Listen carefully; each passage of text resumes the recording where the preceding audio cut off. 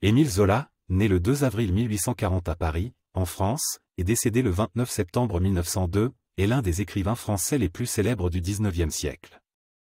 Il est connu pour son rôle majeur dans le mouvement littéraire du naturalisme et pour son engagement dans des affaires politiques et sociales. Zola a grandi à Aix-en-Provence, dans le sud de la France, où il a reçu une éducation scolaire solide. Après son retour à Paris, il a travaillé comme employé de librairie et a commencé sa carrière d'écrivain.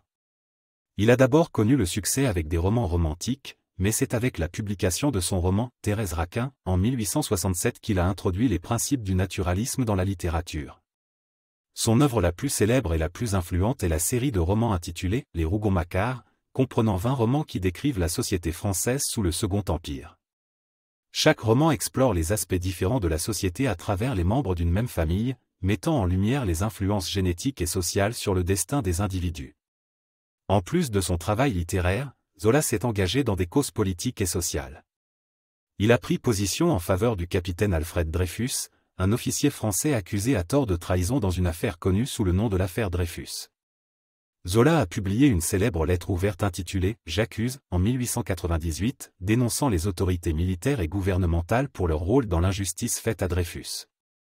Cette lettre lui a valu des poursuites judiciaires, mais elle a également contribué à la révision du procès de Dreyfus et à sa réhabilitation.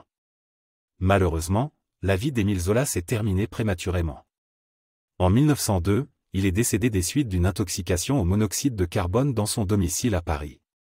Sa mort a été considérée comme accidentelle, bien que des spéculations sur un possible acte criminel aient persisté.